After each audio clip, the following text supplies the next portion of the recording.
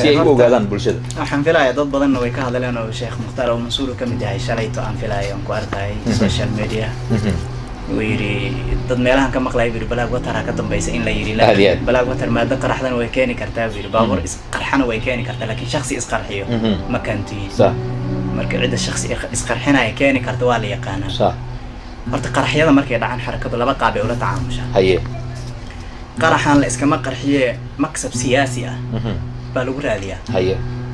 ama nin mas'uul dawladeed ba ama lagu qarxiyaa ama waxa la yiraahdaa xarun dawladda ay leedahay ba lagu qarxiyaa adi dad cadow way is hayeen si looga helo maxaa la yiraahdaa in guul looga gaaro iyo صح meediyahana xarakadii ay macnawiyaadkoodii loo dhisto maksab siyaasi ah lagu raadiyaa ujeedkii loogu talagalay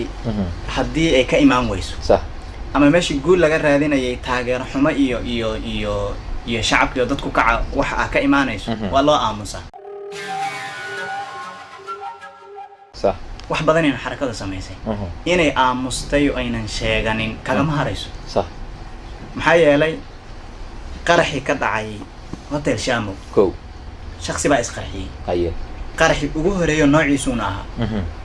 mar dambaan ogaan doonaayo waxyaalihii keenay inay odayaasha xarakadu ay iskhilaafaan qayb buu ka ahaa haye markii dambe oo Mansuur baa ka hadlay xilliga xarakada odayaasheedu ugu weynaan ka mid ah Ambaareeye Sheekh Xasan Daahir baa ka hadlay culimo iyo caamo dad li yaqaanidadan la aqoon buu ka hadlay صح maadaama mucaarado fara badan iyo ay ku kacday xarakadu afayeenkooda uu hadlay way inkireen ko ayagaana fuliyay okay ayagaana ka dambeeyay xogtaan waxaan ka helay mar dambe saraakiil amniga ka tirsan oo isna qaanay yaana ay sheegay in ayagu ka dambeeyeen ninka jacket hotelka loogu geeyay haye qarax jacket buna yaa ku dhintay waliba nin taxliilkoodan aad ugu fiicnaaba oo iskala tirsanaan jirnay wuxuu ugu yiri kaliya waxa loo inkiray bir shahiid baa ku dhintay dhakhtarkii shay baaristaha haye maadaama nin Soomaali magac kula u ahaa meeshana oo ku dhintay صح ama caab iyo shacbiyad fara badan oo la hayeen aad ku weydaan yaa loo inkiray ayagaana sameeyay haye waxa kale ka mid ah qaraxyo kale oo dhacay marka inay inkiraan iyo inay sheegtaan iyo inay ka aamusaan saddexdu way ula tacaamulaan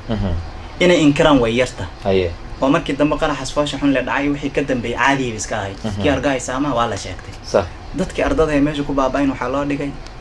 PSA ahaayeen haye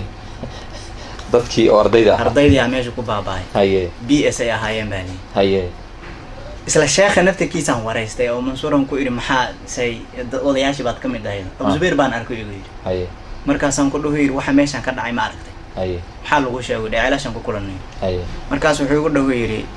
PSA inay dhamaataa la ii sheegay haye markaasaan ku iri shakhsi al-shabaab hadduu tamco inuu xaj aado ama dibad caafimaad u aado oo baasboor dawladda Soomaaliya wadan ma dhaafi karaan ku dhahay markaas ugu dhahoyiri may arday shahaado raadsanaysa min xad diraasiya iyo baasboor wax raadsanaysa in la laayo diinta islaamka xaggee ka qabta kulli ani saas la ima sheegin in BS meesha ku go'daa la ii sheego markaasaan ku dhahoyiri wax alla waxaad istishaadiyad ku sheegtaan hal xaboon ka warqab ama jirta maya ugu dhahoyiri ilaahu marxaati ka noqon ku dhahoyiri Amerika ajeeb